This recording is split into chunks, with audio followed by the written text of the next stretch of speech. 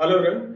उम्मीद करता हूँ आप सबकी तैयारी बहुत अच्छी चल रही है। और आज का जो मेरा बात करने का टॉपिक रहेगा वो फेस्टिवल से रिलेटेड रहेगा या फिर आपके घर में जो इंपॉर्टेंट इवेंट्स आते हैं उनसे रिलेटेड रहेगा। क्योंकि जब भी हम लोग तैयारी करते हैं तो पूरे साल हमारी तैयारी चलती है, या फिर सिर्फ आप गेट की तैयारी अगर कर रहे हैं तो एटलीस्ट 8-9 महीने तो तैयारी हम लोग करते हैं।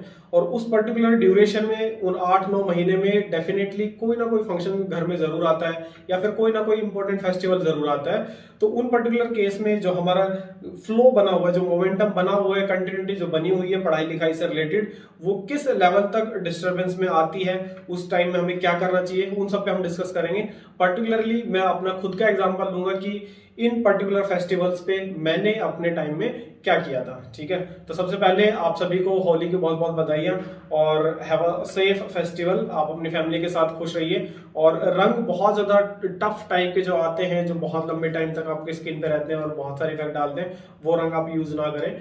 प्रोबेबली अगर आप नहीं रंग यूज करें तो बहुत ही बेटर है। मैं पर्सनली रंग यूज करूंगा थोड़ा सा, जो कि नहीं करना चाहिए, बट हाँ थोड़ा सा रंग यूज करेंगे। बाकी हार्ड टाइप के कोई कलर यूज नहीं कर रहे हैं। हाँ, टॉपिक पे आते हैं। जो लोग तैयारी कर रहे हैं उनके लिए बहुत ज्यादा इंपॉर्टेंट है कि कंटिन्यूटी मेंटेन करके रखें। इन केस हम लोगों की कंटिन्यूटी मेंटेन नहीं है उस पर्टिकुलर चीज में, जो मोटिवेशन लेवल है, जो डे वन हमारा मोटिवेशन होता है, जो इस लेवल पे होता है, वो कहीं ना कहीं थोड़ा सा डाउन आता रहता है। इन केस आपका पढ़ाई में ब्रेक आता है तो वो सडनली आपका ड्रॉप हो जाता है। तो आपको पढ़ाई में कंटिन्यूस लंबा ब्रेक कभी नहीं लेना है। अगर मैं अपनी खुद की बात करूं तो इनिशियली जब मैंने तैयारी स्टार्ट करी थी, मैंने 2016 की मिड में स्टार्ट किया था। क्योंकि मई के स्टार्टिंग में मैंने रिजाइन डाला था। 1 तारीख को मैंने रिजाइन डाला था मई में, और 14 तारीख का बैच मेरा स्टार्ट हो रहा था मेडिजी में। तो इस ड्यूरेशन में मैंने वहां से पैकअप किया था और दिल्ली में रहने की जगह देखी थी। तो ये जो फेज मेरा रहा था सिर्फ वो मेरा बहुत ज्यादा इधर उधर ट्रैवलिंग का था। उसके बाद एक बार जब मैं सेटल हो गया था, जब मेरी क्लासेस स्टार्ट हो गई थी, तो मैं बहुत ज्यादा इधर उधर नहीं जाया करता था।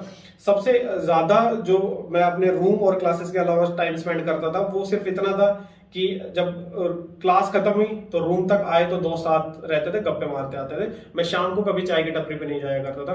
प्लस फेस्टिवल्स की अगर बात आती है तो हर इंसान के रिलीजन में, या कह सकते हैं रीजन में, या आपकी फैमिली में कोई ना कोई फंक्शन डेफिनेटली ऐसा होगा कि आपकी तैयारी के दौरान बहुत ज्यादा इंपॉर्टेंट है और आपको घर जाना ही पड़ जाता है। तो मैं अगर अपनी पर्सनल अपनी बात करूं तो मेरे टाइम में मैं सिर्फ दिवाली पे 2 दिन के लिए घर गया था। ठीक है, और उन 2 दिन में मैं बुक्स वगैरह नहीं लेके गया था। हालांकि मेडिसिन के बहुत सारे टीचर जिन्होंने कहा तो दिवाली पे भी आप बुक्स लेके जाइए, बट मैंने 2 दिन का एक्चुअल में ब्रेक लिया था दिवाली में। ठीक है, थोड़ा सा ये रहता है कि 6-7 महीने हो गए पढ़ते पढ़ते, थोड़ा ब्रेक मिला और एक्चुअल में फेस्टिवल की फील आई। क्योंकि घर भी लेके जाऊंगा तो वो टेंशन बनी रहेगी।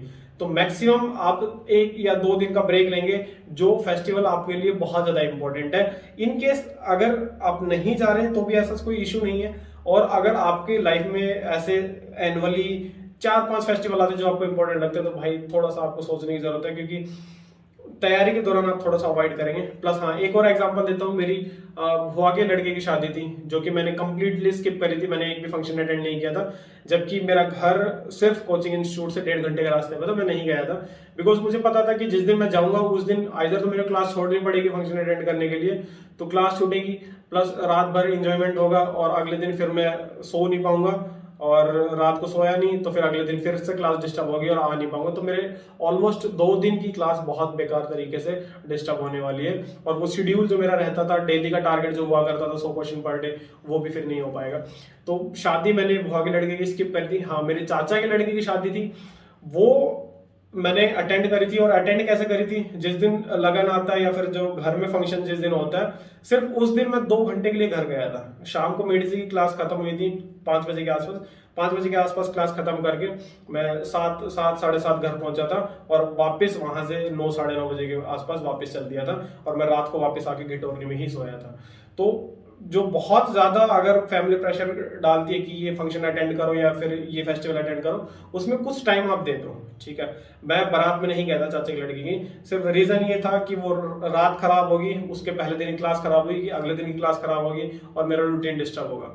तो भाई इतना सारा आप लोगों को नहीं करना है। कोशिश करिए कि आपका जो रूटीन है वो मेंटेन रहे, फालतू में कोई टाइम खराब ना हो। हाँ, फेस्टिवल पे 1-2 दिन दे दो जो इम्पोर्टेंट है। बाकी शादियों में बिल्कुल टाइम खराब नहीं करेंगे, क्योंकि नवंबर दिसंबर में जाके बहुत सारे सीजन आ जाता है शादियों का, बहुत सारी शादियां आएंगी, दोस्त का कॉल आएगा। अब आप सोचो, मेरे खुद के चाचा के लड़के की शादी थी और मैं उसमें सिर्फ 2 घंटा गया था, तो एग्जाम्पल आपके सामने खुद ही है।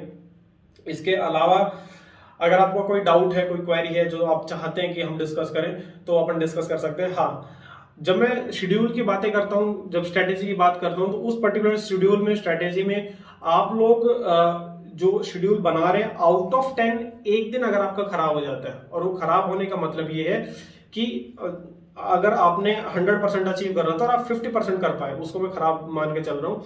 आउट ऑफ 10 एक दिन अगर आपका खराब हो रहा है तो कोई इश्यू नहीं है, ठीक है, इतना होगा। महीने में 2 या 3 दिन आप मान के चलो कि आपके शेड्यूल से बाहर खराब हो जाएंगे, बट उसी के साथ साथ महीने में 4-5 दिन ऐसे भी होंगे जो आपने 100% की जगह 150% अचीव कर लिया होगा, क्योंकि बहुत ही ज्यादा मोटिवेटेड रहेंगे। ऐसा कभी ना हो कि आउट ऑफ 10 आपके 3-4 दिन खराब हो गए, ठीक है, ऐसा बिल्कुल नहीं होना चाहिए। हाँ, जब मैं गिडोरी में था अपने दोस्तों के साथ, तो हम 5-6 लोग एक ग्रुप में थे। उसी ग्रुप में हम सारे इकट्ठे थे, और वहीं से हमने व्हाट्सएप पे ग्रुप बनाया था दीवाने करके, और वहीं से मैंने इस चैनल का नाम भी रखा है इन मेमोरीज की। उस टाइम ये नाम हमारे साथ जुड़ा था, और उसी से रिलेटेड मैंने चैनल पे चीजें स्टार्ट करी थी, तो वहीं से नाम दीवाने आया। क्योंकि हमारे एक टीचर थे, वो हमें दीवाना बैच बुलाया करता, क्योंकि डी बैच था मेरा। तो वो जो दोस्तों का ग्रुप था, कोचिंग खत्म होने के बाद से रूम तक आने का जो सफर रहता था, उसमें साथ रहते थे, और क्लास में साथ बैठते थे, और बातें बहुत ज्यादा बिल्कुल नहीं किया करते थे, क्योंकि हमारा ध्यान रहता था कि क्वेश्चन सॉल्व करें, ठीक है। एक्टिवली क्लास में रहते तो अच्छा लगता है और नींद नहीं आती। और अगर आप पैसिवली सिर्फ लिख रहे हैं, क्वेश्चन अटेम्प्ट कर रहे हैं, बस हो रहा तो ठीक है, नहीं हो रहा तो भी ठीक है, तो उस पर्टिकुलर केस में आपको नींद डेफिनेटली आएगी। तो दोस्तों का मेरा साथ सिर्फ इतना रहता था कि कोचिंग से आए, उसके बाद रूम तक पहुंचे तब तक का, और रूम में सेपरेट लेके रह रहा था, बिकॉज मुझे लगता था कि मुझे तैयारी करने के लिए एकदम पिन ड्रॉप साइलेंस चाहिए, और शांति से बैठ के मैं पढ़ाई करना चाहता हूँ। मुझसे लाइब्रेरी में पढ़ाई नहीं होती है, मुझसे मेरे सराउंडिंग में कोई इंसान बैठा तो पढ़ाई नहीं होती है। मैं शांति से पूरे फोकस के साथ एक जगह बैठ के पढ़ना चाहता हूँ, इसलिए मैंने सिंगल रूम लिया था। इसके अलावा जब हमारे दोस्तों में आपस में बर्थडेज हुआ करते थे, तो बर्थडे हुए या फिर कोई और छोटी मोटी पार्टी हुई, मतलब मंथली एक या दो डिनर हम बाहर कर लिया कर लेते थे, ठीक है। वो किसी ना किसी पार्टी के बहाने या किसी और छोटा मोटा कुछ हो गया, तो महीने में 2 या 3 दिन आपके शेड्यूल से बाहर खराब हो रहे तो चलेगा। 1 या 2 आप पार्टीज कर रहे हैं रात को, पार्टीज का मतलब सिर्फ इतना है कि डिनर आप करके आ गए, तो उसमें 2-3 घंटे ज्यादा खराब नहीं होंगे। इस टाइप का आपका रूटीन रहना चाहिए, ठीक है। तो ये मैं स्टार्टिंग में सिर्फ इसलिए बता रहा हूं ताकि आपका नेक्स्ट एक ईयर है जो आपका बहुत क्रूशियल है, उसमें आप अपनी फुल एनर्जी देंगे। अब अगर आप दोस्तों, रिश्तेदारों और फैमिली के कहने में आके बहुत ज्यादा इन्वॉल्वमेंट रखते हैं उन लोगों में और टाइम खराब करते हैं, तो 1 साल बाद वही लोग कहेंगे कि आपने मन लगा के पढ़ाई नहीं करी होगी। दूसरा, जब आप ज्यादा इन्वॉल्व नहीं होते, सिर्फ पढ़ाई में ज्यादा इन्वॉल्व रहते हैं, तो 1 साल बाद यही लोग, यार दोस्त, रिश्तेदार और फैमिली, यही लोग कहेंगे कि लड़का बहुत होनहार था, बच्चा बहुत होनहार था, ये जो डिसाइड करता है बहुत अच्छा करता है, ठीक है। तो उम्मीद करता हूँ इस वीडियो से कुछ ना कुछ तो बेनिफिट आपके लाइफ में होगा, और कुछ चीज मैं जो समझाना चाह रहा हूँ आपको समझ आई हो, तो आप लोग अपने लाइफ में इंप्लीमेंट करेंगे और अच्छे से तैयारी करेंगे, ठीक है। और मेरी तरफ से कोई गाइडेंस आपको चाहिए, कोई हेल्प कोई चाहिए, अब तो आप कमेंट में डाल सकते हैं। बहुत सारे स्टूडेंट के पास मेरा व्हाट्सएप का नंबर भी जो मैंने स्पेशली स्टूडेंट्स के लिए लिया हुआ है, तो अगर बहुत ज्यादा क्रिटिकल कोई आपका इशू है तो ही आप उस व्हाट्सएप नंबर पर कॉन्टेक्ट करेंगे या कॉल करेंगे, ठीक है। चलिए, ऑल द बेस्ट।